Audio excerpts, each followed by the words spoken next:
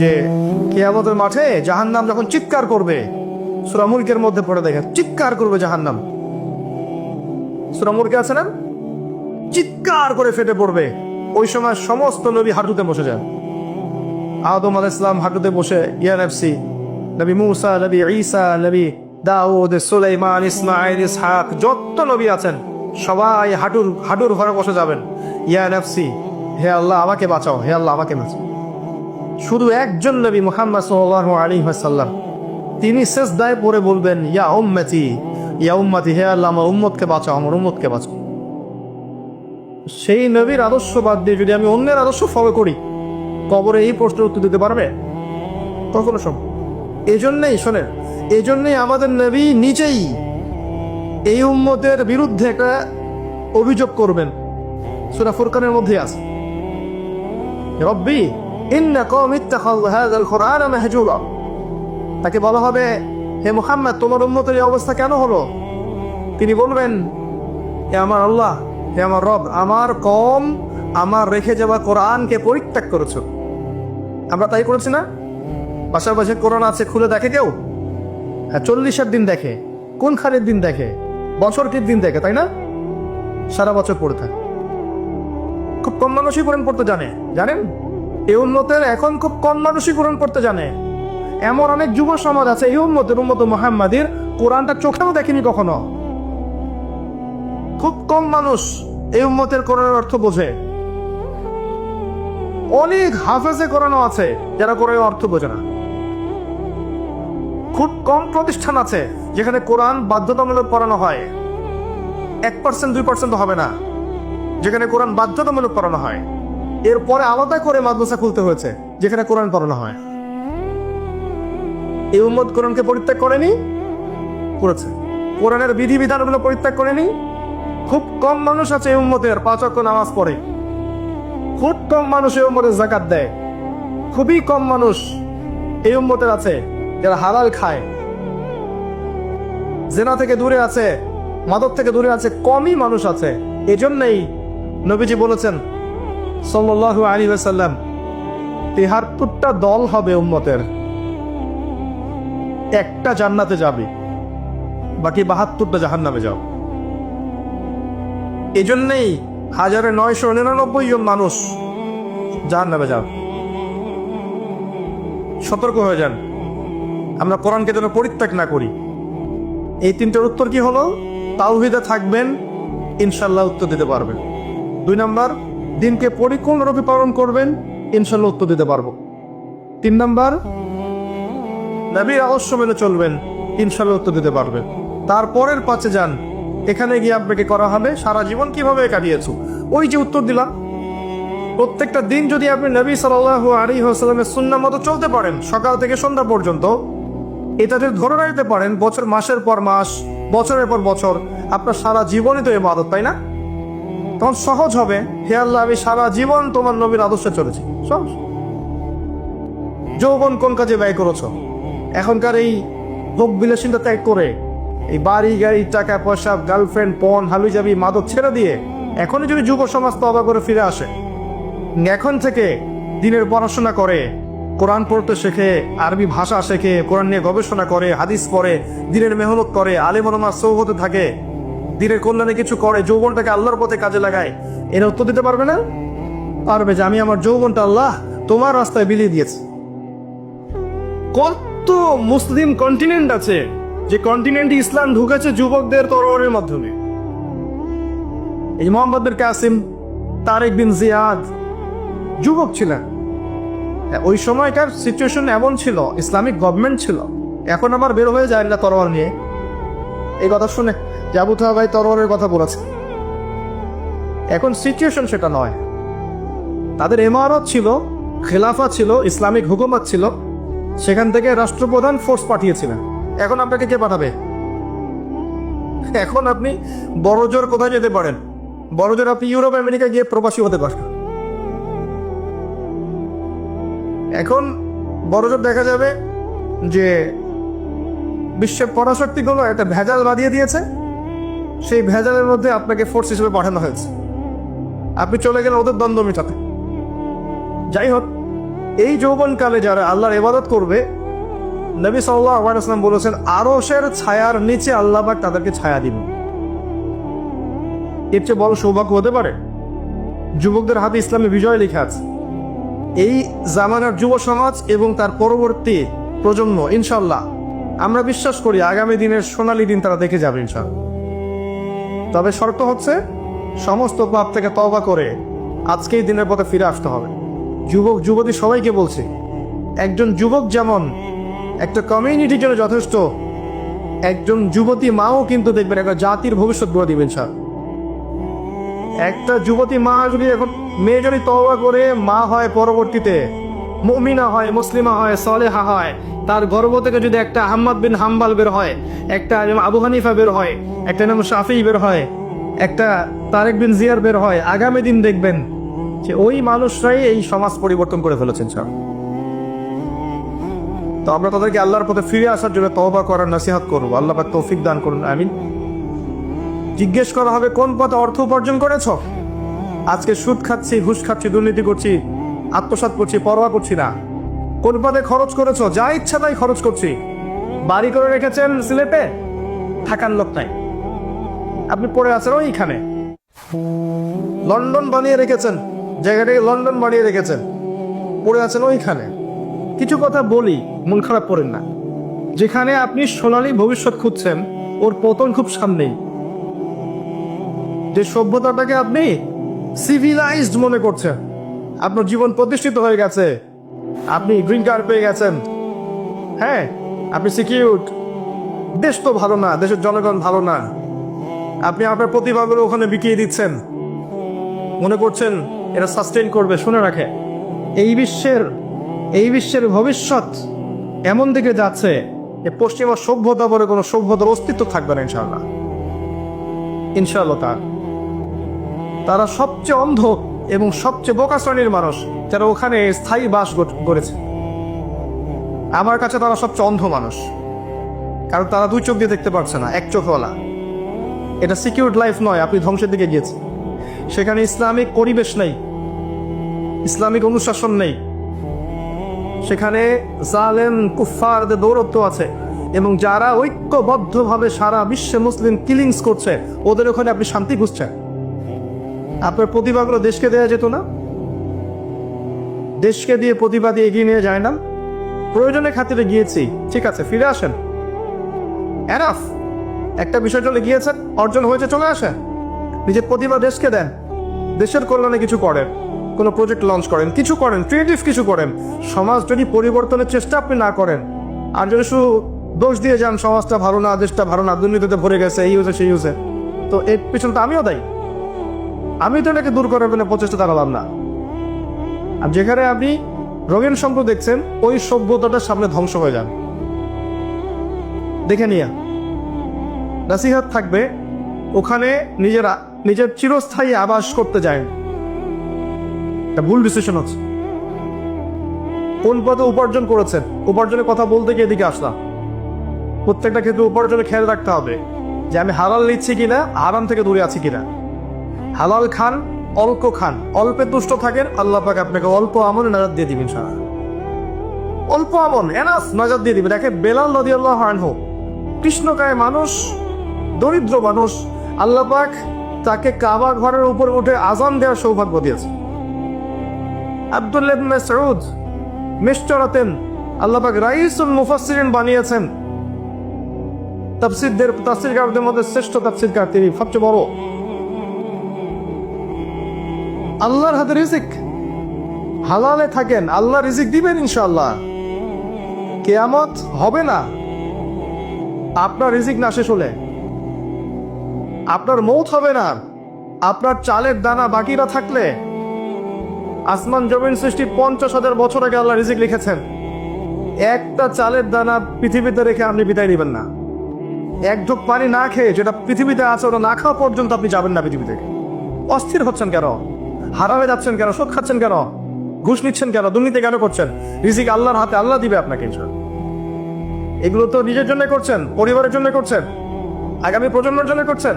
শোনেন, আপনি মারা যান, 3টা দিন সময় লাগবে আপনাকে ভুলে যেতে। আপনি মারা যান, কবরে চলে যান, যাদের জন্য সারা জীবন ঘুষ খেয়েছেন, দুর্নীতি করেছেন, আপনি সুদ খেয়েছেন, আত্মসাৎ করেছেন, যাদের জন্য করেছেন, নিজের এবং যাদের জন্য, এরা আপনাকে 3 দিনের বেশি মনে রাখবেন। মারা যাওয়ার সাথে সাথেই আপনার দলিলাদি, জমি জমা, ব্যাংক ব্যালেন্স নিয়ে কারাকারি শুরু করেন। আল্লাহকে চিনলেন না, আপনি হারামে যায় না, আল্লাহর অবস্থায় হারামে যায় না। কোন পথে ব্যয় করেছ? এই যে অপব্যয়। 10টা বাড়ি বানিয়ে রেখেছেন, দেশে নাই বিদেশে পড়ে আছেন, অপব্যয়। এই টাকাটা আপনি সমাজের কল্যাণে কোনো প্রজেক্টে কাজে লাগাতে পারতেন। প্রচুর অপব্যয় করি আমরা কিন্তু অপব্যয় করে জাতি। অজুর পানি থেকে শুরু করে একদম রাষ্ট্রীয় সম্পদ পর্যন্ত অপব্যয় করতে থাকে। অজু করবেন, দেখবেন 10 জনের পানি দিয়ে একজন অজু করবে। যার ইমানের যত বেশি, তার ট্যাপের স্পিড তত বেশি। অজুরও পানির লিমিট আছে। হ্যাঁ, নবী সাল্লাল্লাহু আলাইহি ওয়াসাল্লাম অল্প পানিতে অজু করেছেন। এর মানে এই না যে সেখানে পানির স্বল্পতা ছিল এই জন্যে। এমনকি তিনি বলেছেন, এই যে ঝর্ণার ধারেও যদি অজু করো, তারপর অজুর পানি থেকে খেয়াল রাখতে অপচয় করা যাবে না। অজুর পানি থেকে শুরু করে একদম সমাজ থেকে শুরু করে বিশ্ব রাষ্ট্র সব জায়গায় যান, অপচয় আর অপচয়, অপচয়, অপচয়। আর দেখবেন জনগণ বুঝেই হয়। আমরাও মাশাআল্লাহ সেরকমই জাতি। একটা জিনিস করে দিয়েছে রাষ্ট্র, দেখবেন ওটার মূল্য আমরা বুঝবো না। সুন্দর রাস্তা করে দিয়েছে, সুন্দর সেতু করে দিয়েছে, দেখবেন সরকারি মাল, দরিয়া মেডাল, তা নষ্ট করতে থাকে, কিছু কোনো সমস্যা নেই। অথচ এটা আমাদের সম্পদ, আমাদের আমানত। এই রাস্তা রক্ষা করবে, এটা আমার, আমি জনগণ। গভর্নমেন্ট একটা জিনিস করে দিয়েছে, এটা রক্ষা করবে, এটা আমার। তো যেটা আমি মনে করি যে সরকারের টাকা যায় যাক, আমি নষ্ট করলাম, তো সমস্যা কি? এটা খেয়ানত, এটা আমারও তো খেয়ানত হলো। তারাও যেমন করে, আমরাও করি। দেখবেন উপর থেকে একটা হাতি আসে, হাতিটা আস্তে আস্তে আস্তে আস্তে আস্তে আস্তে মাসি হয়ে গেছে। হাতির কান, ডাল, মাথা, পা এলা আকামড়াকামড়ি করে খেতে খেতে খেতে খেতে একটা মাসি পারে। আর যেটা পাবেন সেটা জনগণ দেখবেন যে যাচ্ছে তাই ব্যবহার করে শেষ করে ফেলবে। জনগণও খেয়ালকারী, উপরের লোকও খেয়ালকারী। আল্লাহ পাক এভাবেই দিয়েছেন, যতক্ষণ পর্যন্ত আপনি আমি ভালো হব না, যতক্ষণ পর্যন্ত আপনি আমি ঈমান, আমল, আকীদা সংস্কার করব না, ভালো হব না, আপনি ভালো নেতৃত্ব আশা করতে পারেন না। এগুলো মহাকাশ থেকে পড়েনি, আমাদের মধ্য থেকেই গজিয়েছে। এখানকার মানুষদের মধ্যেই যদি একজনকে নেতা নির্বাচন করেন, সেইখান থেকেই হবে, সে আসমান থেকে টপকাবে না। এই মানুষগুলো ভালো না হলে নেতাও ভালো হবে না। মানুষকে ভালো করতে শেখেন, মানুষের আকীদা আমলকে সংস্কার করে। শুধুমাত্র সমালোচনা করে সবকিছু হয় না। আমি কি দিচ্ছি রাষ্ট্রকে? আমি আমার জ্ঞান দিয়ে, আমার মেধা দিয়ে, আমার প্রজ্ঞা দিয়ে জনগণের জন্য, সমাজের জন্য, রাষ্ট্রের জন্য কি করলাম? আজ পর্যন্ত কিছুই করি নেই। সমালোচনা করে যাচ্ছে, এটা ভালো না, এটা ভালো না, এটা। আর কেউ কেউ তো থাকবোই না দেশে, ভাই বাইরে থাকবে, দেশটাই পচে গেছে। ওই আপনি ভালো তো দেশে এসে দেশকে ভালো করছেন না কেন? সব থেকে সমস্যা আমাদের মানসিক সমস্যা। আমাদের মায়া নাই, মহব্বত নাই আমাদের প্রতি। আল্লাহ পাক মাশাআল্লাহ বরকতময় একটা জায়গা দিয়েছেন আমাদেরকে। আপনি যা চান এখানে পাবেন। এটা এমন একটা জায়গা আমাদের। আপনি যদি শ্রম দেন, মেধা দেন, আমানতদারিতে থাকে, দুর্নীতিটা না থাকে, সবাই সমান মেধার মূল্যায়ন পায়, দেখবেন বাংলাদেশ আগামী দিন সুপার পাওয়ার হবে ইনশাআল্লাহ। সম্ভব ছিল বা সম্ভব এখনো আছে, যদি তরুণরা দায়িত্ব হাতে নিতে পারে। আল্লাহ পাক যোগ্য নেতৃত্ব নিয়ে আসুক এবং যারা আছে সবাইকে আল্লাহ হেদায়েত করুক। আমি কোনো দলের মানুষ না, আমি আমার আবেগ থেকে অ্যাজ এ সিভিলিয়ান কথাগুলো বলছি যে আল্লাহ পাক যেন যোগ্য মানুষদেরকে দিয়ে একটা সুন্দর সুশৃঙ্খল কাঠামো করে দেন, যেখানে থাকবে না কোনো দুর্নীতি, থাকবে না কোনো ঘুষ, কোনো সুদ, কোনো জেনা, কোনো ব্যভিচার। একটা সুকুনের পরিবেশ থাকবে, সবাই সবার প্রতিবার মূল্য পাবে, মাজলুম হবে না, জালেম পার পেয়ে যাবে না, মাজলুমের আর কাঁদতে হবে না। এমন একটা পরিবেশ আল্লাহ পাক যেন তৈরি করে দেন। আল্লাহ পাক যেন যারা আছে ওদের হাত শক্তিশালী করে দেন এবং ইসলামের জন্য কাজ করার তৌফিক দান করেন। আল্লাহ চাইলে সব করতে পারেন। আল্লাহ চাইলে মানুষের মন খুলে দিতে পারেন। আল্লাহ পাক চাইলে পৃথিবীর সবচেয়ে জঘন্য মানুষকে হেদায়েত দিয়ে নিয়ে এসে তা দিয়ে আল্লাহ পাক ইসলামের খেদমত করাতে পারেন। ভুরি ভুরি প্রমাণ আছে। খালিদ বিন ওয়ালিদ রাদিয়াল্লাহু আনহু ইসলামের এগেইনস্টে যুদ্ধ করেছেন, পরে মুসলিম হয়ে তিনি ইসলামের পক্ষে 100 যুদ্ধ করেছেন।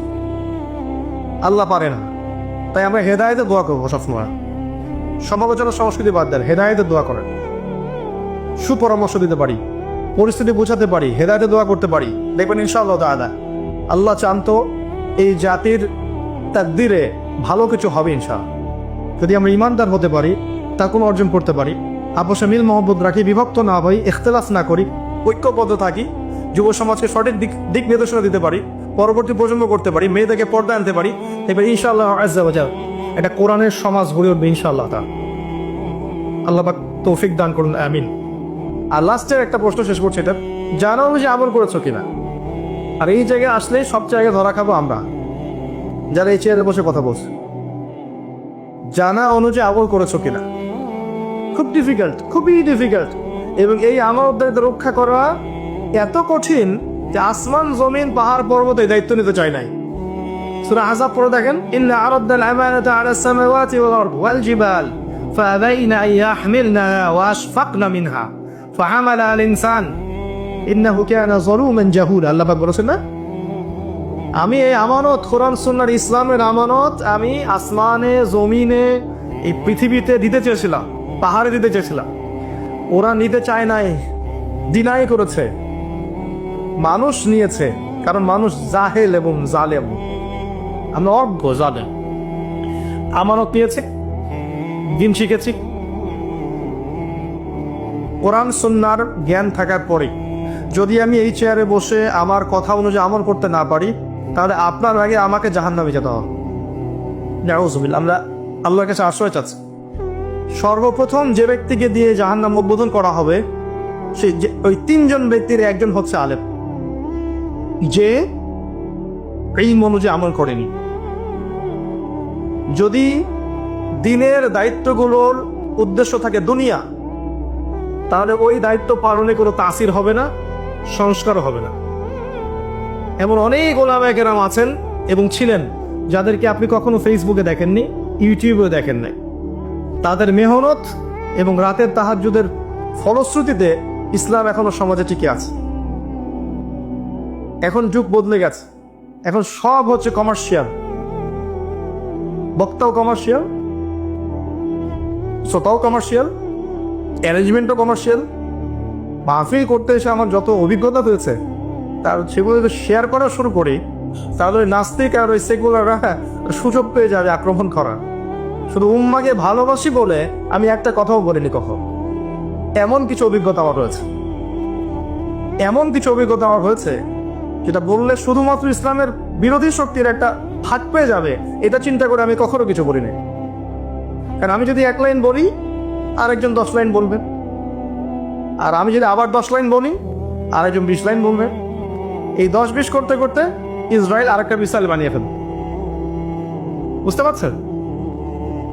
ভিতরে হিংসা, রিয়া, লোক দেখানো আমল, হিংসা, গীবত, তোমত, একে অপরের সমালোচনা করা, কাকে টেনে নামানো যায়, কার পিছনে খোঁচানো যায়, কাকে বিতর্কিত করা যায়, এগুলোতে পারদর্শী হয়ে গেছে আমরা এখন। এগুলো করতে করতে ইসলামের বিরোধী শক্তির যে উপকারটা আমরা করে দিয়েছি, এটা আপনি কল্পনা করতে পারবেন। শত শত দলাদলি, বিভক্তি, একজন একজনের বিরুদ্ধে, এই দল ওই দলের বিরুদ্ধে, এ ওর বিরুদ্ধে, এ আলেম ওর বিরুদ্ধে, এ ওর গীবত, এই একটা বিষয় বলবে, আরেকজন লাইভে এসে তার বিরুদ্ধে আরেকটা বলবে। এগুলো হচ্ছে বড় জিহাদ, মাশাআল্লাহ। এটা ইমাম আবু হানিফা রাহিমাহুল্লাহর যুগ নয়, ইমাম শাফিঈ, আহমদ বিন হাম্বল তাদের যুগ নয় যে একজন ইমাম এর পা ধুয়ে দিচ্ছে আরেকজন ইমাম। এটা ওই যুগ নয়। সমালোচনার সংস্কৃতি হচ্ছে, গীবতের, তোমদের, ঘৃণার, হিংসার, বিদ্বেষের। এগুলো কি আমাদের শোভা পায়? যারা এই চেয়ারে বসে তাদের শোভা পায়? তাদেরকে দেখে মানুষ যদি না শেখে, তাদেরকে দেখে যদি মানুষ এগুলো শেখে, তাহলে তারা যাবে কোথায়? জনগণ কোথায় শিখতে যাবে? সবাই এমন তা বলিনি কখনো, তবে বহু কমিউনিটি আছে যারা এই খেয়ানতগুলো করে যাচ্ছেন, যারা দিনকে দুনিয়ার অর্জনের মাধ্যম বানিয়েছেন, দিনকে দুনিয়া অর্জনের মাধ্যম বানিয়েছেন। এই কারণে দিন এখন প্রতিষ্ঠিত হতে পারছেন। যা জানি সে অনুযায়ী আমল করতে পারছি না। এমনকি সত্য কথা হক কথাটুকু সুন্দর করে সমাজের সামনে বলবো, হাজারটা চিন্তা করছি আমার ইমামতি থাকবে তো, আমাকে সভাপতি বেতন দিবে তো, আমাকে আবার মাহফিল কর্তৃপক্ষ পিটাই কিনা, অনেক চিন্তা করছি যে এখানে বসে হকটা বলবো কি বলবো না। আমার এলাকা ভিত্তিক আপনাদের এলাকায় কোন ওয়াজ করলে খাবে ভাই বলেন তো, বলে দিলে হ্যাঁ এই ওয়াজ করবেন তবে খাবে খুব বেশি, মাশাআল্লাহ ওই ওয়াজ চলছে। বসলেন 1 ঘন্টায় মনে করেন আপনি 30,000 টাকা নেবেন, কথার কথা, তার মানে প্রতি 2 মিনিটের জন্য আপনি 1,000 টাকা পাচ্ছেন। ওই 1 ঘন্টা আপনি বসে তার আধা ঘন্টায় কেসটা কাহিনী বলে শেষ করে দিবেন। এই যে 30 মিনিটের আমারতে খেয়ানত করলেন, এর ফলশ্রুতিতে দিনটা এখানে প্রতিষ্ঠিত হতে পারলো না। তো এই মনে যে আমল করে সেটা খুব ডিফিকাল্ট, খুবই ডিফিকাল্ট। ওলামায়ে কেরাম আমরা যারা আছি, যারা দিন নিয়ে দুটো কথা বলি বা কিছু লিখি বা কিছু করি, যারা অনুযায়ী আমল করতে ব্যর্থ হয়, তাহলে আমাদের দ্বারা দেশ জাতি উম্মাদ ক্ষতিগ্রস্ত হবেই, আমরাও জাহান্নামে যাব, কোনো সন্দেহ নেই। আর বেশি কিছু বলছেন, আল্লাহ পাক আমাদেরকে ইশারা বোঝার তৌফিক দান করো, আমিন। প্রতিটা কাজ, মসজিদ গঠন করা, মাদ্রাসা করা, শিক্ষক ছাত্র তৈরি করা, শিক্ষকদের ট্রেনিং দেয়া, মাহফিল করা, আপনার দিনী হালাকা করা, যত দিনী কাজকর্ম আছে, প্রতিটা কাজ শুধুমাত্র এক আল্লাহর সন্তুষ্টির জন্য করতে হবে। তখন গিয়ে দেখবেন ইনশাআল্লাহ এই কাজগুলোর ফলাফল বিস্তার করবে এবং সমাজে প্রতিষ্ঠিত হবে ইনশাআল্লাহ আযজা ওয়া জাল। আল্লাহ পাক আমাদের সবাইকে শিরক মুক্ত আমল করার তৌফিক দান করুন। আল্লাহ পাক আমাদের সবাইকে বেদাত মুক্ত আমল করার তৌফিক দান করুন। আল্লাহ পাক আমাদের সবার হালাল রিজিকের ব্যবস্থা করুন, যাবতীয় হারাম থেকে আল্লাহ পাক আমাদেরকে বাঁচিয়ে রাখুন। আমাদেরকে আল্লাহ পাক বেহায়াপনা, অশ্লীলতা, মাদক, পর্নোগ্রাফি থেকে হেফাজত করুন। আল্লাহ পাক আমাদের মধ্যে যারা অসুস্থ আছি সবাইকে আল্লাহ পাক শেফায়ে কামিলা দান করুন। যারা ইন্তেকাল করেছেন সবাইকে আল্লাহ পাক মাফ করে দিন। আল্লাহ পাক আমাদেরকে প্রকৃত ইলম দান করুন, আল্লাহর নূর দান করুন, আমাদের রূহ বা আত্মাটা যেন ইল্লিনে যায়, আল্লাহ পাক সে তৌফিক দান করুন। মুসা আলাইহিস সালাম এত বড় একজন রাসূল, যার উপরে তাওরাত নাজিল হয়েছে, তাই না? তিনি একদিন তো বলে ফেলেছিলেন যে আমার মনে হয় যে আমি সবচেয়ে বেশি জানি। তাকে প্রশ্ন করা হয়েছিল, আপনি কি সবচেয়ে জ্ঞানী মানুষ কিনা? আল্লাহ রাব্বুল আলামিন তো এই জায়গাটা ধরেছেন এবং খিদর আলাইহিস সালামের সন্ধান দিয়েছেন, না আমার একজন বান্দা আছে তোমার চেয়ে বেশি জানে। তখন তিনি তার সাথে দেখা করার জন্য সফর করেছেন। এই সফরটা খুব লম্বা ছিল, কষ্টের সফর ছিল। সফর করে তিনি যখন তাকে পেয়েছেন, ওই খিদর আলাইহিস সালামকে, তো খিদর আলাইহিস সালাম বলেছিলেন যে ইন্নাকা লান তাসতাতিআ মা'ইয়া সাবরা, আমার কাছে এমন জ্ঞান আছে আল্লাহর পক্ষ থেকে যেটা অর্জনের ব্যাপারে তুমি আমার সাথে ধৈর্য ধরতে পারবে না। তুমি মুসা আমার সাথে ধৈর্য ধরতে পারবে না। নবীকে বলা হচ্ছে এই কথাটা, আরেকজন নবীকে বলা হচ্ছে তোমার চেয়েও জ্ঞানী মানুষ আছে, এবং তার নাম খিদর আলাইহিস সালাম। তার ব্যাপারে আল্লাহ পাক বলছেন ওয়া আল্লামনাহু মিন লাদুন্না ইলমা, আমি আল্লাহ তাকে আমার পক্ষ থেকে জ্ঞান শিক্ষা দিয়েছে। মানে আল্লাহ পাক তার পক্ষ থেকে তাকে জ্ঞান শিক্ষা দিয়েছেন। এবং তারা যখন ওই যে বোটে নৌকার করে সফর করছিলেন, তখন একটা পাখি এসে একটু পানি খেয়ে চলে যায়। তখন খিদর আলাইহিস সালাম বলেছিলেন যে এই যে পাখিটা যতটুকু পানি নিয়েছে, এই যে পাখিটা যতটুকু পানি নিয়ে গেছে এখান থেকে, এই পুরো কায়নাতের যে জ্ঞান, মানুষের অন্য মাখলুকের যত জ্ঞান আছে, তোমার আমার যত জ্ঞান, ওই পানিটুকুর মতো। আর এই যে পুরো দেখছো তুমি নদী এবং সাগর যত কিছু আছে, এটা হলো আল্লাহ রাব্বুল আলামিনের জ্ঞান। তো আমরা তো জ্ঞান কি ওটা বুঝাতে পারতেছি না। এই জন্য দেখবেন যে যত বড় আলেম হয় সে তত বিনয় হয় এবং তত বেশি সে মানে বইয়ের পোকা হয়ে যায়। আমাদের ওস্তাদদেরকে আমরা দেখেছি যে বই ছাড়া তারা তো মনে হয় 1 ঘন্টাও সময় অপচয় করেন না। কিতাব থাকেই হাতে অথবা সাথে ব্যাগে, চলতে ফিরতে খালি বই পড়ছেন আর পড়ছেন। তো এটা একটা সুরত। তাহলে আমরা বুঝলাম যে জ্ঞানের কোনো শেষ নাই। তাহলে যেহেতু কোনো শেষ নাই এবং জ্ঞানের মূল উৎস আল্লাহ রাব্বুল আলামিন, তাহলে এটা একটা লাইফ লং প্রসেস। তবে একটা নির্দিষ্ট গন্তব্যে গেলে আমরা মোটামুটিভাবে ফরজে আইন জানতে পারবো, অ্যাটলিস্ট কোরআন তেলাওয়াত শিখতে পারবো, অ্যাটলিস্ট ইনশাল্লাহ আরবি ভাষাটুকু তুলনামূলক শিখতে পারবো ইনশাল্লাহ। এরপরে কিছুটা অনুবাদ করতে পারবো কুরআনুল কারীম ইনশাল্লাহ, হাদিসের ইবারতগুলো পড়তে পারবো ইনশাল্লাহ, ফিকহের কিতাবগুলো পড়তে পারবো, আকীদার কিতাবগুলো পড়তে পারবো। আশা করা যায় ওই পর্যায়ে গেলে আমি তখন আরো বড় কিছু করার জন্য ফিকির করতে পারবো। তো ওই লেভেল পর্যন্ত তো আমাকে যেতে হবে, তাই না? আচ্ছা, এখন আসেন এই লেভেল পর্যন্ত যাওয়া আমাদের এই সোসাইটির কথা বলছে আর কি, আমাদের জন্য কতটা সহজ বা কতটা কঠিন। ঠিক আছে, তাহলে জানলাম ইলম অর্জন করতে হবে, ফরজিয়াত আছে, ওলামা কেরামের সোহবতে করতে হবে, এটা খুবই বেশি জরুরি। একা একা করা যাবে না, একা একা করলে আপনি আইলে ফেসবুক আর জামায়াত হয়ে যাবেন। ঠিক আছে, এবং আপনি তখন স্বঘোষিত আমিও হয়ে যেতে পারেন। বুঝতে পারছি?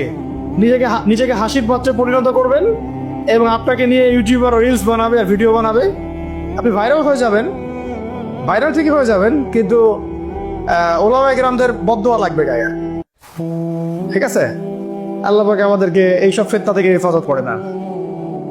সোহবত লাগবে, এবং সোহবতের একটা লং প্রসেস, এটা একদিন 2 দিন 1 বছর 2 বছরের না, সারা জীবন লেগে থাকে। যদি আমাদের হায়াত আল্লাহ পাক আমাদেরকে আরো যদি 20-30 বছর বাঁচিয়ে রাখেন, মানে 30 বছরই আমাকে লেগে থাকতে হবে। ব্যাপারটা এরকম আর কি। আল্লাহ পাক যেন আমাদেরকে ইলমের পথে দীর্ঘদিন হায়াত নসিব করে নেবে। এরপরে আসে আমরা জানলাম যে এখন শিখতে হবে কি, অন্তত পক্ষে আল কোরআনুল কারীমের বিশুদ্ধ তিলাওয়াত, তারপরে আরবি ভাষা, কোরআনুল কারীমের যে ব্যাকরণ, এতটুকু ব্যাকরণ, অনুবাদ, পাশাপাশি হাদিসের কিতাব পড়ার যোগ্যতা অর্জন করা, ফরজে আইনের জ্ঞান তো অর্জন করবেনই, ফিকহের জ্ঞান অর্জন করা, আকীদার জ্ঞান অর্জন করা, সিরাত গুরুত্বপূর্ণ সাবজেক্ট কি, সিরাতের জ্ঞান অর্জন করা, ইসলামের ইতিহাসের জ্ঞান অর্জন করা, ইসলামী অর্থনীতির জ্ঞান অর্জন করা, এবং এর পাশাপাশি বর্তমান বিশ্বের অর্থনীতি, বিশ্ব ব্যবস্থা, ভূগোল, হ্যাঁ, ভূ রাজনীতি, এগুলো আমাদের তো জানা আছে মোটামুটি, যেহেতু আমরা জেনারেল ব্যাকগ্রাউন্ড থেকে আসছি।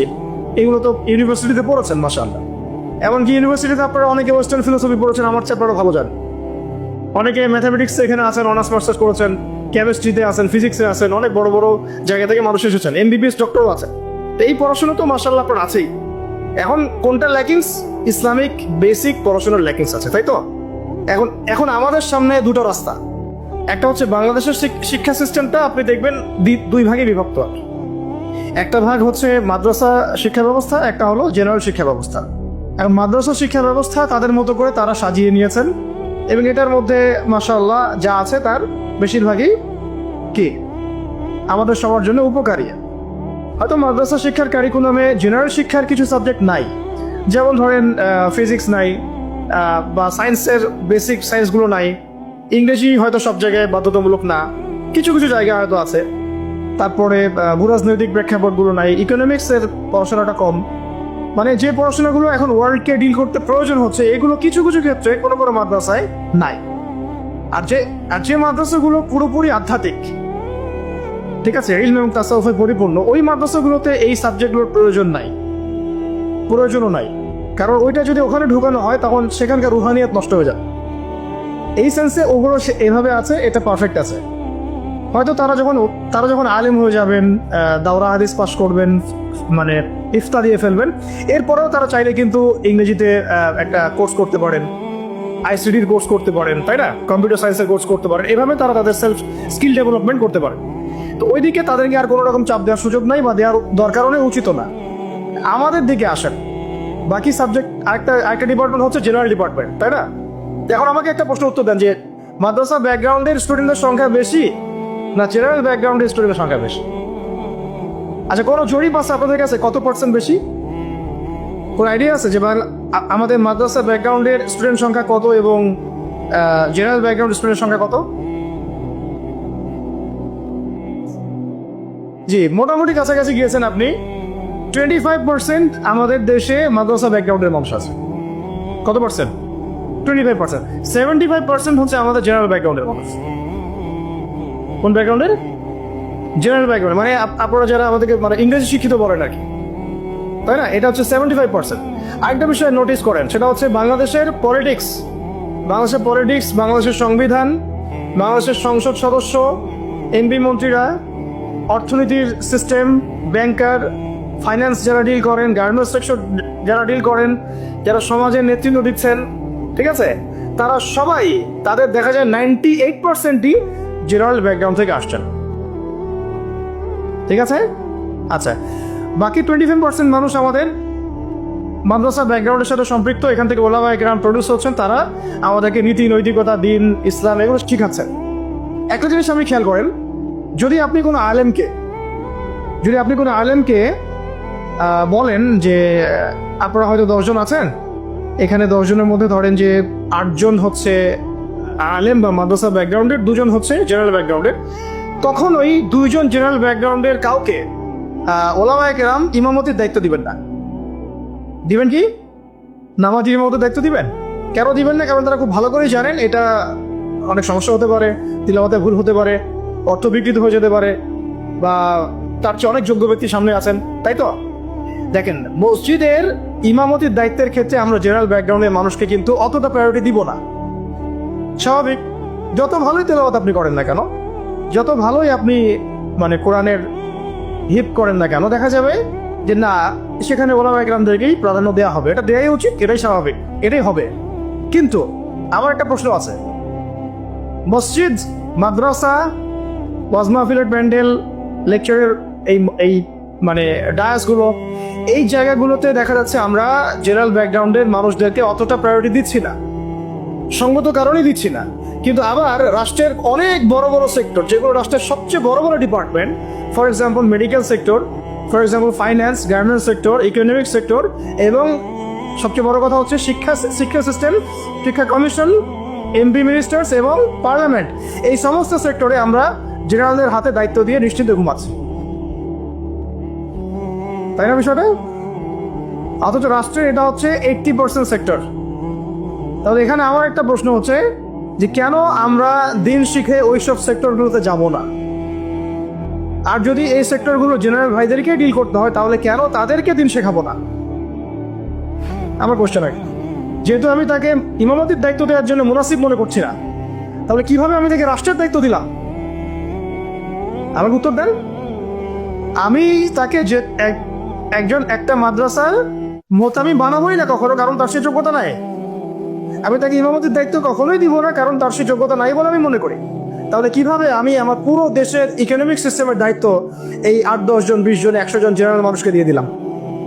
কোনো প্রতিবাদও করলাম না, কিছু বললামও না, বা আমরা সেখানে যাওয়ার চেষ্টাও করলাম না, বা ওখানে যারা আছে তাদেরকে আমরা ইসলাম শেখানোরও চেষ্টা করলাম না, বা ওই রাষ্ট্র যারা চালায়, এমপি মন্ত্রীরা, পার্লামেন্টে যারা বসে আছে, রাষ্ট্র তো এরা চালায় না, আর তাদের নিচে আরো অনেক মানুষ আছে, উপরে অনেক মানুষ আছে, ডানে অনেকে আছে, বামে অনেকে আছে, আবার যারা গার্মেন্টসে আছে, যারা এখানকার মানে আমরা বলি না চাপ প্রয়োগকারী সংস্থা, তারা আছে, বিভিন্ন এনজিওস আছে, অ্যাসোসিয়েশন আছে। তো এই সবাই মিলে তারা রাষ্ট্রকে ডিল করে। তো তাদের সংখ্যা নিশ্চয়ই কয়েক কোটি তো হবেই। তাদের উপর আমরা পুরো দেশের দায়িত্ব কিভাবে ছেড়ে দিলাম, এটা আমার প্রশ্ন আর কি। যেখানে আমি একটা মসজিদের দায়িত্ব তাকে দিতে চাচ্ছি না, বা দেওয়ার মতো সে যোগ্য না, এবং দেওয়াটা মুনাসিবও না। তাহলে সমাধান কি এখানে? সমাধান হচ্ছে দুটা। একটা হচ্ছে আমাদের ওই 25% মানুষকেই ওই জায়গাগুলোতে যেতে হবে। কে? ওই 25% মানুষকেই শুধু মসজিদ, মাদ্রাসা এবং মক্তব এইসব জায়গায় সীমাবদ্ধ না রেখে আস্তে আস্তে গ্র্যাজুয়ালি শিক্ষা কমিশনে, শিক্ষা ডিপার্টমেন্টে, সাংস্কৃতিক ডিপার্টমেন্টে, ইকোনমিক্সের ওয়ার্ল্ডে, এবং সবচেয়ে বড় কথা ওই পলিটিক্যাল ওয়ার্ল্ডে অ্যাপ্রোচ করতে হবে। তাহলে দেখা যাবে ইনশাআল্লাহ একটা পরিপূর্ণ ইসলামিক রাষ্ট্রের দিকে আমরা যেতে পারবো। অথবা এই সেকশনে যে মানুষগুলো আছে তাদেরকে মহব্বতের সাথে কাছে ডেকে, বা তাদের কাছে দিনকে সহজলভ্য করে এমনভাবে তাদেরকে তৈরি করা যেন তারা ওই লেভেলে গেলে রাষ্ট্র যেন বিপথে না যায়। ঠিক যেমন আমি মসজিদ সামলাতে পারছি, সে যেন যোগ্যতা নিয়ে রাষ্ট্র সামলাতে পারে। এই কাজটা কিন্তু আসলে আমার মনে হয় না খুব বড় স্কেলে কখনো হয়েছে, বা আমাদেরকে এটা ফিকির আমরা করেছি। আল্লাহ আমাদের তৌফিক দান করে দেন। এখন রাস্তা হচ্ছে দুটো। একটা হচ্ছে কি আপনার জেনারেল শিক্ষা এবং মাদ্রাসা শিক্ষা, এটা নিয়ে আমি কথা বলছি না। মাদ্রাসা শিক্ষা নিয়ে, জেনারেল শিক্ষা নিয়ে এখন আপনাদের সাথে কথা আর কি। এটা হচ্ছে একটু করা হবে, হজম করতে হবে, একটু হজম করতে হবে আর কি। আমরা যখন দেখেন সময় আছে হাতে, আমরা যখন জন্মগ্রহণ করেছি একটা সেকুলার পরিবারে, আমাদের বেশিরভাগই ইসলামিক কোনো ফ্যামিলিতে হয়তো জন্ম নেয় নাই। এমনই হয়, মাদ্রাসা ব্যাকগ্রাউন্ড হলো আলাদা হিসাব।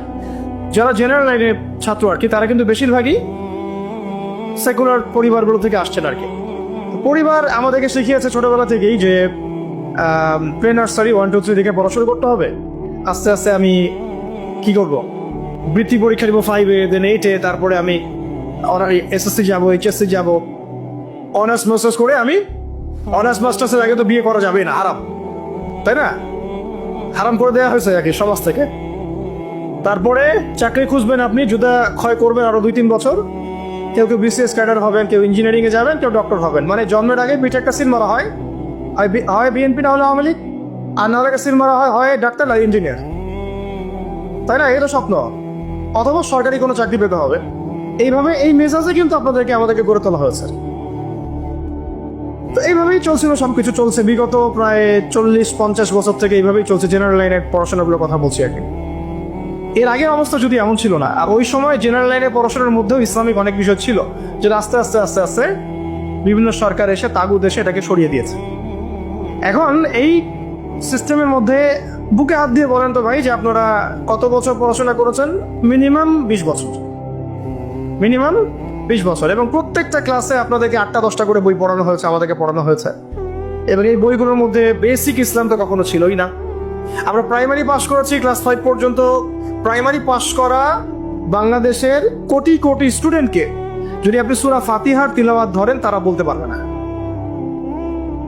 এটা বাস্তবতা।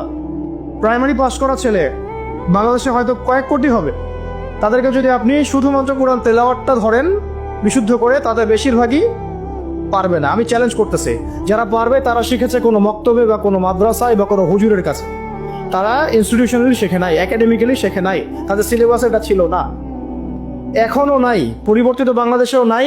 ভবিষ্যতে যারা সরকারে আসবে তারাও রাখবে কিনা আমরা জানি না। অথচ এটা নাকি মুসলিম কান্ট্রি, এবং 16 কোটি নাকি আমরা মুসলিম। এটা নাকি ইসলামিক কান্ট্রি।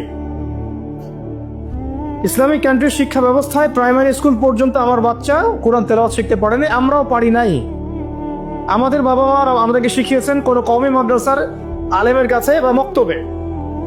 আগে পড়েছি আমরা মক্তবে, তারপরে কওমি মাদ্রাসা যাওয়া আসা করতে করতে তেলাওয়াত শিখেছি। ওটা স্কুলে আমরা শিখি নাই। কোরআন বাদ দিয়ে সবই শিখেছি স্কুলে, অঙ্ক, বাংলা, ইংরেজি, সমাজ বিজ্ঞান, ধর্ম, সবই। এমনকি শারীরিক শিক্ষা। আমার তো মনে আছে আমাদের প্রাইমারি স্কুলে তখন সঙ্গীত একটা সাবজেক্ট ছিল, চারুকারুকলা একটা সাবজেক্ট ছিল। তাহলে আমরা সব শিখছি, ললিত কলা পর্যন্ত শেখানো হচ্ছে, কিন্তু সেখানে কোরআন নাই। মানে খাদ্য, বস্ত্র, বাসস্থান, শিক্ষা, চিকিৎসার মৌলিক যে চাহিদাগুলো, এর মধ্যে কোরআন স্থান পায় নাই, নাউযুবিল্লাহ। মানে কোরআন মুসলিমদের মৌলিক অধিকার নয়, তারা এটাই বোঝাতে চাচ্ছে। তা আমি বললাম না শুরুতে যে এই রাষ্ট্র শুধু পলিটিক্যালি সেকুলার রাষ্ট্র নয়, বরং এটা এডুকেশনালিও এটা একটা সেকুলার রাষ্ট্র, ইকোনমিক্যালি এটা একটা সেকুলার রাষ্ট্র। শুধুমাত্র পলিটিক্যালি এটা একটা সেকুলার রাষ্ট্র নয়, শিক্ষা ব্যবস্থায়ও এটা সেকুলার। আচ্ছা, এরপরে আপনি যদি এই প্রাইমারি স্কুলের সমস্ত শিক্ষকদেরকেও বসান, দেখবেন শিক্ষকরা পর্যন্ত কোরআন তেলাওয়াত করতে পারছে না। বেশিরভাগে তারা জাতের শিক্ষক। হাই স্কুলে চলে যান, আমরা হাই স্কুলে পড়েছি না ভাই, মিনিমাম 8টা বই তো ছিল কাঁধে। ওই ছোটবেলায় ব্যাগটা ঘরে ধরিয়ে দেওয়া হতো, 8টা-10টা বই। তারপরে খাতা থাকতো, ডায়েরি থাকতো, কোরআন থাকতো। কি বলেন? কায়দাটাও কি ছিল? আম্মা পড়াও কখনো ছিল। একটা ধর্ম বই ছিল, ইসলাম ধর্ম। পরে রেজিম এসে ওটাকে দিয়েছিল ইসলাম ও নৈতিক শিক্ষা। তার কাছে মনে হচ্ছিল যে ইসলাম নৈতিক না, নৈতিক যোগ করতে হবে, নাউযুবিল্লাহ। সে নৈতিক শব্দ যোগ করেছিল আর কি। মনে আছে কিনা ভুলে গেছে? আচ্ছা, তো আমাদের ওই ব্যাগের মধ্যে কোরআন ছিল না। এখন ছিল না তার মানে দেখেন, ক্লাস 6 থেকে, প্রাইমারি শেষ, ক্লাস 6 থেকে নিয়ে 10 পর্যন্ত আপনি কি এই 5-6 বছরে 6টা সূরা মুখস্থ করছেন কিনা বলেন? স্কুলে হাই স্কুলে করেছেন না? আর বাকি কি কি সাবজেক্ট পড়েছি এটা তো আপনারা জানেন। ফিজিক্স, কেমিস্ট্রি, বায়োলজি ওখানে অ্যাড হয়ে গেছে। পর্যায় সারণী আমাদের ভাইদের মুখস্থ। Hydrogen, helium, lithium, beryllium, boron, carbon, nitrogen, আর কি রে, ফ্লোরিন, নিয়ম, হ্যাঁ ভুলে গেছি আমি। এটা মুখস্থ ছিল আমারও। পদার্থবিজ্ঞানের যে আপনার কি সূত্রগুলো আছে, একেবারে ইজি এমসি স্কোয়ার পর্যন্ত সব মুখস্থ আমাদের। হায়ার ম্যাথস, কঠিন সাবজেক্ট ছিল না, হায়ার ম্যাথের সব সূত্র আমাদের মুখস্থ। ত্রিকোণমিতি, পরিমিতি সব গিলা শেষ। এদিকে বাংলা বই খুললে দেখা যায় বঙ্কিমচন্দ্র, শরৎচন্দ্র, হ্যাঁ, তারপরে আরো কত চন্দ্র, সব চন্দ্রই। আপনারা পড়েন না এগুলা? সবাই পড়ছেন, এটা তো হাসার বিষয় না, সবাই পড়ছে। এখন আমাদের ছেলেমেয়েরা পড়তেছে। চেঞ্জ হয়েছে নাকি এগুলা? এখানে আমাদের সময় তো একটা গদ্য ছিল মহানবী, ওইটাও পরে উঠাই দেওয়া হলো। ছিল কবিতা ওমরে ফারুক কাজী নজরুল ইসলামের, ওইটা উঠাই দেওয়া হলো। মাইনাস করতে করতে করতে করতে একেবারে প্রথমে দেখেন রাজনৈতিক পশ্চিমা মতাদর্শ ঢুকিয়ে দিয়েছে, মানে দেশ থেকে রাজনৈতিক অবস্থান থেকে ইসলাম মাইনাস। তারপরে অর্থনীতির মধ্যে সুদ ঢুকাই দিল, অর্থনীতির মধ্যে থেকে ইসলাম মাইনাস। তারপরে সংস্কৃতির মধ্যে দিয়ে দিল যে বিজাতীয় সংস্কৃতি, ভারতীয় সংস্কৃতি, পশ্চিমা সংস্কৃতি, সংস্কৃতির মধ্যে থেকে ইসলাম মাইনাস। এরপরে শিক্ষায় হাত দিল, শিক্ষায় হাত দিয়ে আস্তে আস্তে মাইনাস করতে করতে করতে এখন শরীফ থেকে শরীফা এই জায়গায় নিয়ে আসছে আর কি আপনাদেরকে, আমাদেরকে আর কি। এই হলো শিক্ষা ব্যবস্থা কোন দেশে, যে দেশে 90% মানুষ নাকি মুসলিম বাই বার্থ। আমরা ইসলাম মানে মুসলিম পরিবারে জন্মগ্রহণ করতে পেরেছি। তো তাহলে ইসলামের হালতটা আমরা বুঝি, বোঝার চেষ্টা করি কি অবস্থা চলছে। মানে আমরা তো অনেক সময় মনে করি, এটা একটু বোঝেন, আমরা অনেক সময় মনে করি কি যে আমি, আমার এই ভাই, ওই ভাই, ওই ভাই, আমরা একটা কমিউনিটির মধ্যে আছি, পুরো দেশটাই মনে হয় আমাদের মতো। আসলে এই ক্যাপটিভ ওয়ার্ল্ড থেকে বের হয়ে যখন আপনি সামাজিকভাবে ডিল করতে যাবেন, দেখবেন সমাজে রন্ধ্রে রন্ধ্রে জাহিলিয়াতগুলো ঢুকে আছে।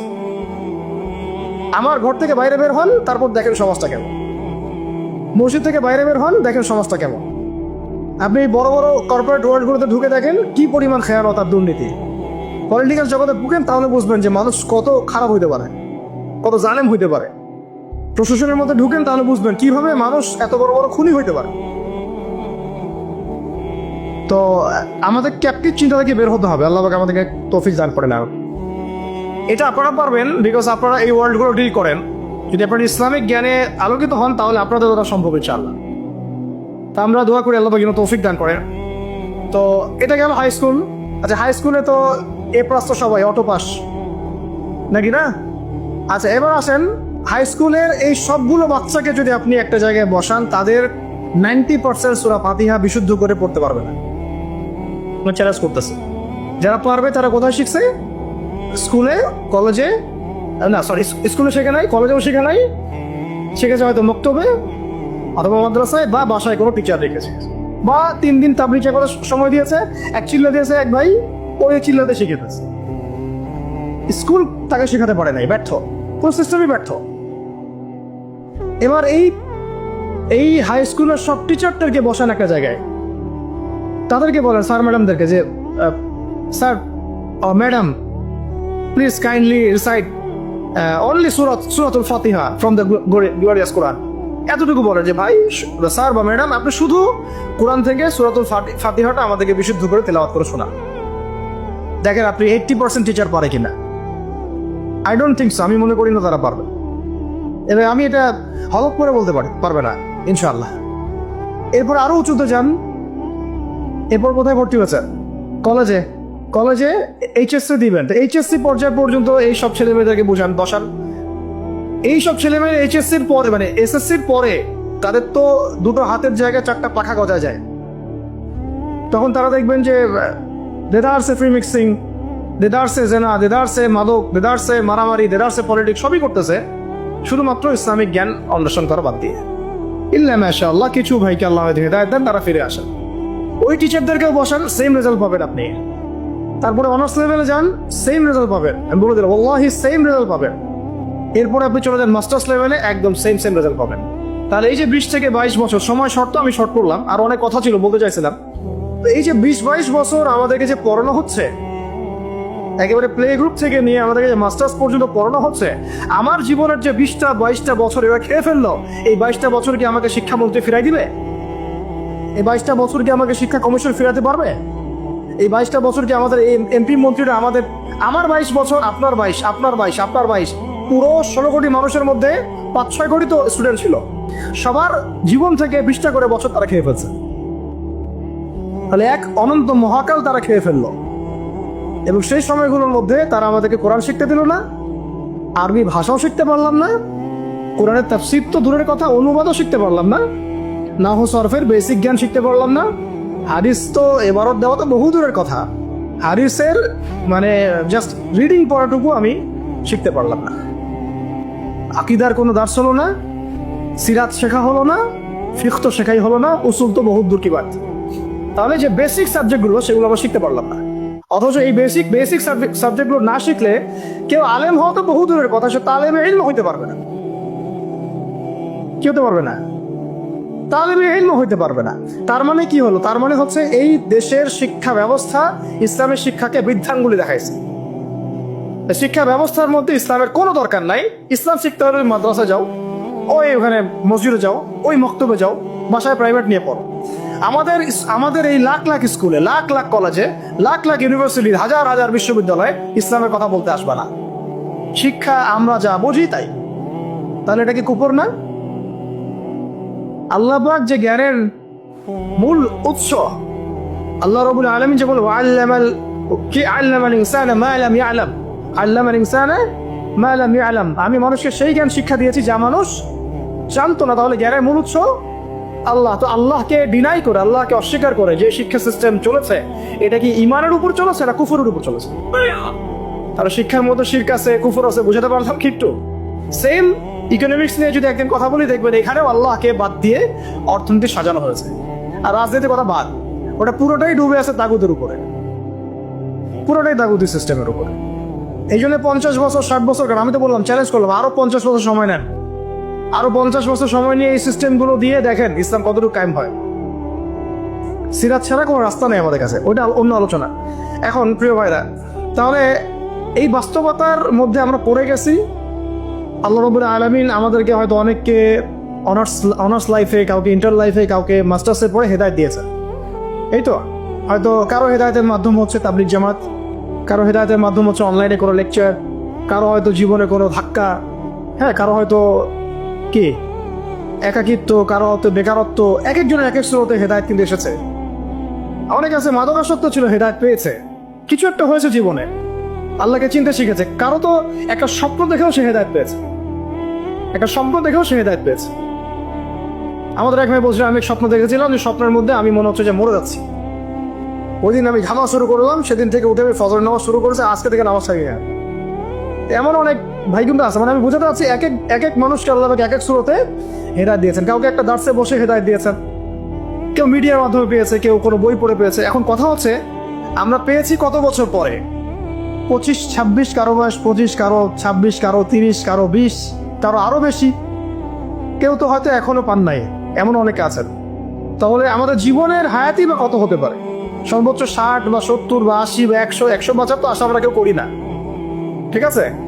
গড় আয়ু এই উম্মার 60 বছর থেকে 65 বছর। এখন তাহলে বাকি আছে কতটুকু? যদি ধরি 20 বছর 25 বছর, তাহলে এখনো যদি এই বাকি 20 বছর আমি দিনের জ্ঞান শেখার জন্য ওয়াকফ করতে না পারি, তাহলে আমার চেয়ে বোকা পৃথিবীতে দ্বিতীয় কোনো মানুষ নাই। এই চেতনা জাগ্রত করার জন্য এতগুলো কথা বলা, যে এখনো যদি আমরা ওই আগে যেভাবে 25 বছর 30 বছর কাটিয়ে এসেছি, সেম স্টাইলে যদি কাটাতে চান, ওই 3টা ধোকায় পড়ে, তাহলে ওয়াল্লাহি আমার আপনার মতো বোকা এবং আহাম্মক মানুষ পৃথিবীতে আর কেউ নাই। তাহলে বাকি সময়টুকু কাজে লাগে ইনশাল্লাহ। আর কাজে লাগাবেন কিভাবে? এই হচ্ছে লাস্ট কথা, আজানের আগে লাস্ট কথা হচ্ছে এটা, কাজে লাগাবো কিভাবে। আর কাজে লাগানোর জন্য আপনার কাছে আমার ক্ষুদ্র জ্ঞানে কয়েকটা অপশন আছে। এক হচ্ছে, আপনি কোন একজন বরেণ্য আলেমকে ধরেন, আলেমকে ধরে তার দরবারে, তার দার্সে, তার মাদ্রাসায় পড়ে থেকে ইসলাম শিখেন, যেটা হয়তো সবার জন্য সম্ভব হবে না, তবে এটাই সবচেয়ে মুনাসিব পদ্ধতি। কেন বললাম? কারণ সালাফগণ এইভাবেই দিন শিখেছেন। ওলামায়ে কেরাম এর দরবারে দার্সে পড়ে থাকতেন, তাদের মাদ্রাসায় পড়ে থাকতেন, তাদের খেদমত করতেন, তার সাথে চলাফেরা করতেন, যেভাবে হোক ইলম শিখতেন। ইলম মানে তো শুধু লিখার পড়া না, ইলম মানে অনেক কিছু। ইলম মানে আখলাক, ইলম মানে আমল, ইলম মানে তাসকিয়া, অনেক কিছু ইলমের অন্তর্ভুক্ত। ইলম শুধু কিন্তু সার্টিফিকেটের নাম নয়। ওই মুসা আলাইহিস সালামকে আল্লাহ পাক বললেন, না, তোমার চেয়ে জ্ঞানী মানুষ আছে। তিনি তো নবী ছিলেন, রাসূল ছিলেন, সুবহানাল্লাহ। তো এটা হচ্ছে একটা উপায় বা সুরত, যে একজন বরেণ্য আলেমকে খুঁজে বের করে, তার সাথে মাশওয়ারা করে, তার সহবতে থাকা, কন্টিনিউয়াসলি তার কাছে যাওয়া আসা করতে থাকা, এবং তিনি যে দিক নির্দেশনা দেন সেভাবে পড়াশোনা করা। এটা হয়তো সবার পক্ষে পসিবল নাও হতে পারে। দ্বিতীয় সুরত হচ্ছে যে এখন যে যেখানেই আছেন সেখান থেকে শিফট করে মাদ্রাসায় ভর্তি হয়ে যেতে হবে। মাদ্রাসায় ভর্তি হয়ে গিয়ে কোথা থেকে পড়া শুরু করবেন? যেহেতু আপনি এখনো তিলাওয়াতও জানেন না, তাহলে তিলাওয়াত থেকে। যেহেতু আপনি এখনো হয়তো কেউ তিলাওয়াত জানেন, কোনো হিফজ করা হয়নি, কিছুটা হিফজ করতে হয়, অথবা হিফজ করেছেন কিছু, এখন আপনি নাউসাব থেকে শুরু করবেন, আরবি ভাষা থেকে শুরু করবেন, আস্তে আস্তে বড় ক্লাসে যাবেন। এখন আপনারাই জানেন ভালো করে যে আপনারা কোন পর্যায়ে আছেন। দেখা যাবে বেশিরভাগই কোরআন তেলাওয়াত এখনো বিশুদ্ধ করে করতে পারছে না, বেশিরভাগই আরবি ভাষাও জানছে না। তাহলে এখন কি আপনাদের এই বয়সে মাদ্রাসায় শিফট করা পসিবল কিনা? বেশিরভাগের ক্ষেত্রে কি পসিবল? দেখা যাবে হয়তো 5% 10% পারবেন, বাকিরা কিন্তু পারবেন না। তাহলে তাদের কি সুরত? তাদের জন্য আরও সুরত হচ্ছে, এটা খুব একটা ইফেক্টিভ না, তারপরেও এটা একটা মন্দের ভালো অপশন। সেটা হচ্ছে অনলাইনে অনেক কোর্সেস আছে বিভিন্ন প্রতিষ্ঠানে, সেখানে হয়তো 3 মাস 4 মাস 6 মাস করে বিভিন্ন কোর্স করতে করতে কিছুটা জ্ঞান শেখা,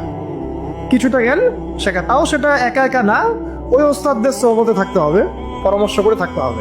অনলাইনের একটা সেকশন হতে পারে, এই সেকশনে আমরা ইলম শিখতে পারি ইনশাআল্লাহ, এটা একটা সেকশন হতে পারে। এটা নিয়ে আমি পরে কথা বলছি ইনশাআল্লাহ, মাগরিবের পরে প্রশ্নোত্তর পর্বে কিছু কথা হবে ইনশাআল্লাহ। এখানে 4 নম্বর সুরত হচ্ছে অফলাইনে মাদ্রাসায় ভর্তি না হয়েও ওলামায়ে কেরামের সহবতে, তাদের তত্ত্বাবধানে এইরকম 6 মাস 3 মাস 1 বছর 2 বছর এরকম কিছু কোর্সের মধ্য দিয়ে শরিয়া গ্রাজুয়েশনের দিকে যাওয়া, শরিয়া গ্রাজুয়েশন কোর্সের মধ্য দিয়ে অথবা ইসলামিক ডিপ্লোমার কোর্সের মধ্য দিয়ে বা সাবজেক্ট ওয়াইজ বিভিন্ন কোর্সের মধ্য দিয়ে আপনি একটু একটু করে জ্ঞান শিখতে পারবেন। এটা একটা শুরু হতে পারে। একটা হতে পারে যে তাবলিগের সময় দিয়ে, বেশি সময় দিয়ে ওলামায়ে কেরামদের সহবত এখানে পাবেন, ওইখানে আবার কোরআন তেলাওয়াত থেকে শুরু করে আস্তে আস্তে একটু একটু করে আগানো। তো মূল পড়াশোনা কিন্তু এই 4-5টা মাধ্যমের মধ্যে ওই দুইটাই। একটা হলো আপনার মাদ্রাসা শিফট হয়ে ভর্তি হয়ে পুরো ক্লাসিক্যাল সিলেবাসে পড়াশোনা করা, যেটা বেশিরভাগের ক্ষেত্রে পসিবল হয় না। আর একটা হলো ওলামায়ে কেরামদের কোনো একজন, অন্তত একজনকে ধরে রেখে তার সাথে নিসবত রেখে যাওয়া আসা করতে করতে তার কাছে জ্ঞান শিখতে থাকা। এছাড়া কিন্তু জেনারেল শিক্ষিত এই ভাইদের জ্ঞান শেখার খুব একটা রাস্তা আমার জানার মধ্যে আমার চোখে পড়ে না। বাকি যেটা আপনাদের সামনে পড়ে সেটা হলো আহলুল ফেসবুক ওয়াল জামাআহ, যেটার মধ্য দিয়ে আপনারা জ্ঞান শিখবেন না, বরং জাহালাত শিখবেন। অল্প কিছু জ্ঞান শিখতে পারেন, অমুক একটা লেকচার দিচ্ছে, ভাই আপনার লেকচার শুনলাম, এই কথা বলছেন ওই কথা বলছেন, এইগুলো জাস্ট বিচ্ছিন্ন একটা কাটিং পিস আর কি। আমরা এই যে আজকে যে লেকচারটা হলো, এই লেকচারটা হয়তো পুরোটা অনলাইনে আপনি কখনো পাবেনও না, এমন হতে পারে।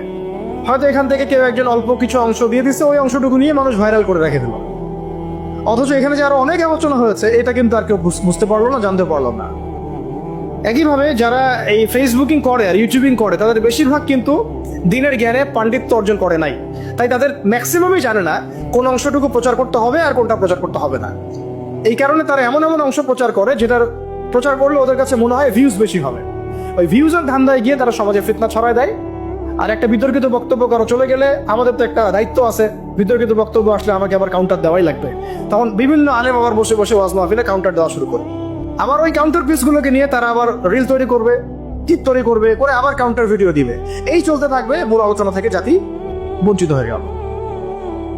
তো এই জগৎটাতে আপনি ইলম পাবেন না, বরং বেশিরভাগই জাহালাত পাবেন। তার প্রিয় ভাইরা এবং বোনদেরকেও বলছে একই সাথে, বোনদের কথা বলতে ভুলে গেছি, আমার মনে ছিল না যে এখানে কিছু বোন আছে। এখন এটা হলো আপনাদের সুরত, আপনাদের কাছে তাও কিছু সাহসিকতা আছে যে ঠিক আছে আমি জব ছেড়ে দিলাম বা আমি আমার পড়াশোনা ছেড়ে দিলাম, দিয়ে আমি মাদ্রাসায় ভর্তি হয়ে গেলাম। এই সাহস তো করে অনেকদিনই ভাই, করে না? করছে।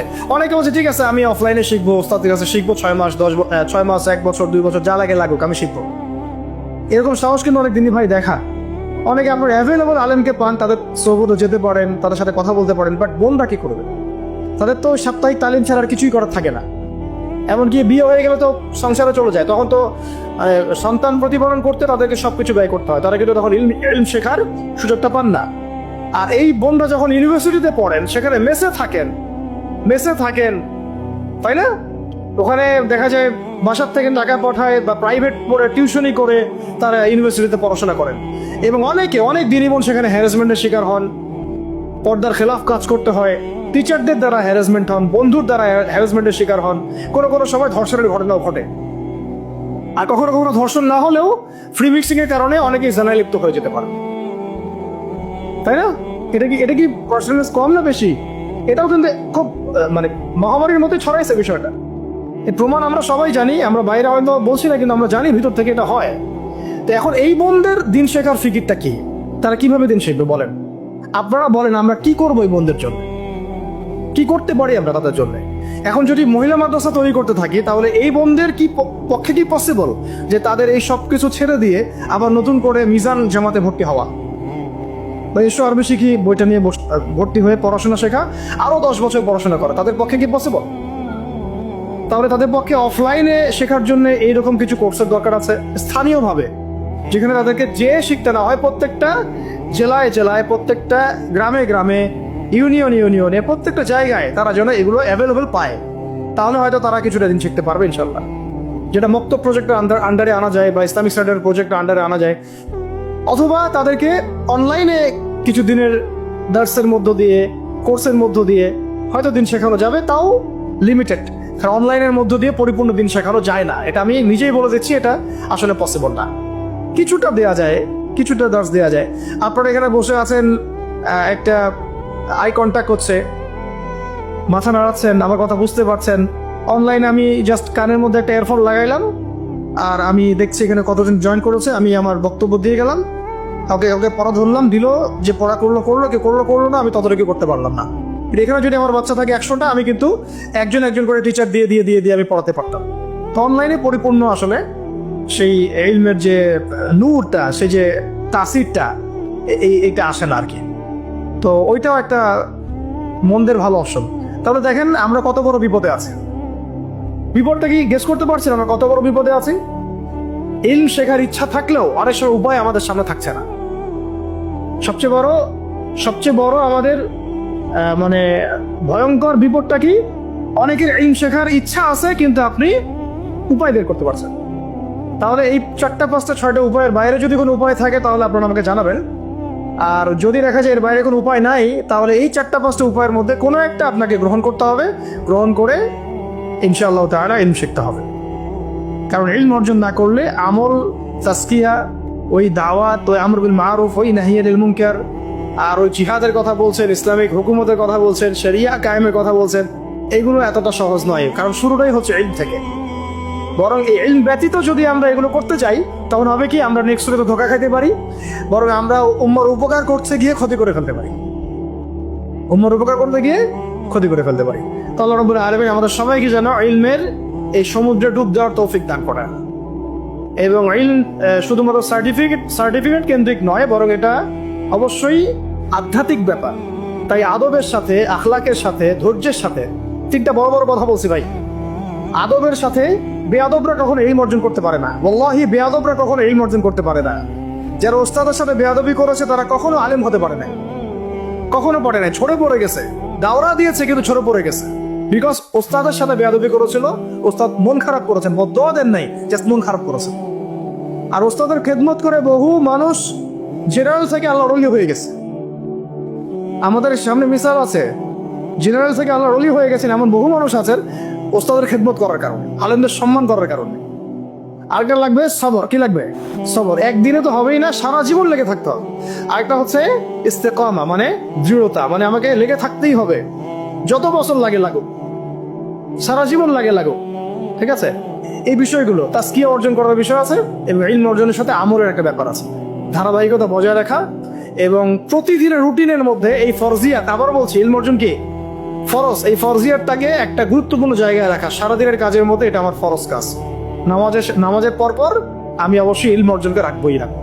এভাবে যদি আমরা ইনশাআল্লাহ তাআলা আমাদের জীবনটাকে এখনো ঢেলে সাজাতে পারি, আমার মনে হয় এভাবে যদি আমরা 5 বছর 10 বছর আমাদের একটা টার্গেট নেই, আশা করা যায় যে আমরা অনেক বড় আলেম না হলেও অন্তত তালেবে ইলম হতে পারবো। আর আমাদের সন্তানদেরকে আলেম বানাতে পারবো ইনশাআল্লাহ। যে ভুল আমরা করেছি ওইটা আমরা বাচ্চাদেরকে করাবো না। আমাদের স্ত্রীরা হয়তো এখন নতুন করে আবার আলেমা হতে পারবে না, বাট তালেবে ইলম হতে পারবে।